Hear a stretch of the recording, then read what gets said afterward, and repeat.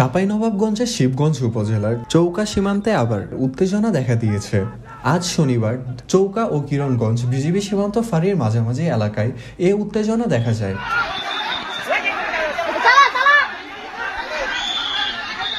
দেখেন তুমুল উত্তেজনা। সকাল থেকেই এই উত্তেজনা দেখা যায়। ফসলি জমি ও আম গাছ কাটার অভিযোগে বাংলাদেশিরা সীমান্তে জড়ো হয়। অন্যদিকে ভারতীয় অংশে ফসল কেটে নেওয়ার অভিযোগ করে ভারতীয়রা সীমান্তে জড়ো হয়। এই ঘটনায় ৩-৪ জন বাংলাদেশি আহত হয়েছেন। এছাড়াও ভারতীয় অংশ থেকে টিয়ারশেল নিক্ষেপের ঘটনা ঘটেছে। স্থানীয়রা জানান, সীমান্তে বাংলাদেশি 2 যুবক ঘাস কাটতে গেলে ভারতীয় অংশের ফসলি জমি বিনষ্ট করার অভিযোগ তুলে তাদের মধ্যে মারধর করে ভারতীয়রা। পরে ভারতীয়রা বাংলাদেশের অংশে আম ও ফসলি জমি বিনষ্ট করে। এতে ক্ষিপ্ত হয়ে সীমান্ত এলাকার মানুষ জড়ো হয়ে বিক্ষোভ শুরু করে। বর্তমানে বিজিবি সদস্যরা সীমান্তে স্থানীয়দের সামাল দিতে চেষ্টা করে যাচ্ছেন। ঘটনাস্থলে চাঁপাইনবাবগঞ্জের 59 বিজিবির অধিনায়ক লেফটেন্যান্ট কর্নেল গোলাম কিবরিয়া অবস্থান করছেন। বিজিবি ও বিএসএফ এর মধ্যে পতাকা বৈঠকের প্রস্তুতিও সম্পন্ন হয়েছে।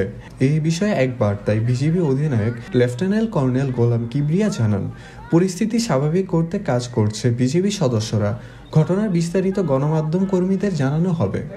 আপনারা জানেন আমাদের চৌকা এবং বিজিবি ক্যাম্পের মাঝামাঝি স্থানে 177-এর 3S বরাবর এখানে আমাদের বাংলাদেশি কিছু আম গাছ ছিল।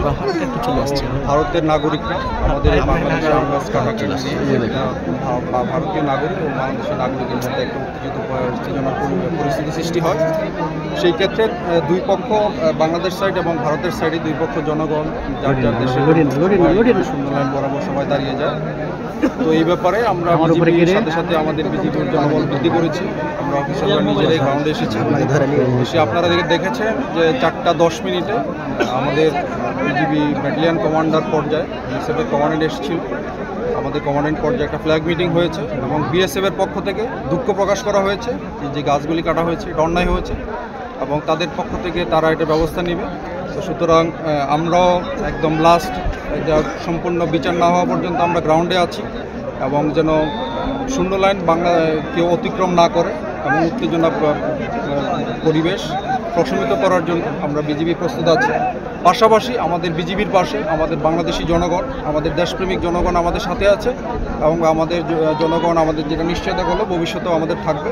সুতরাং আপনাদের মাধ্যমে আমি রিকোয়েস্ট করতে চাই, বর্তমানে শূন্য লাইন বরাবর আমাদের জনগণকে দূরে সরে আসার জন্য বিজিবি আমরা দিনরাত প্রস্তুত আছি। আমরা ইনশাল্লাহ যে কোনো পরিস্থিতি আমাদের বিজিবি কন্ট্রোলে আছে। আহত হওয়ার কোনো পরিসংখ্যান নাই, তো বিএসএফের পক্ষ থেকে আহত বা নিহত হয়েছে কিনা আমরা এটা এখনও জানতে পারি নাই।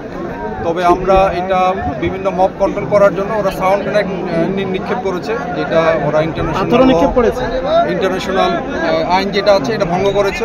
তো এই ব্যাপারে আমি আমার মহাপরিচালককে বিস্তারিত ঘটনা বর্ণনা করেছি এবং আমি আশা করি আমাদের বিজিবির হেডকোয়ার্টার এবং বিএসএফ হেডকোয়ার্টারের উচ্চ পর্যায়ে তারা একটা আলোচনা করবেন। তবে আমি এই এলাকায় এটুকু নিশ্চয়তা করতে চাই, বাংলাদেশি জনগণ এবং বিজিবি আমরা প্রস্তুত আছি। সীমান্ত আমাদের বাংলাদেশে 1 ইঞ্চি আমরা ছাড় দিব না।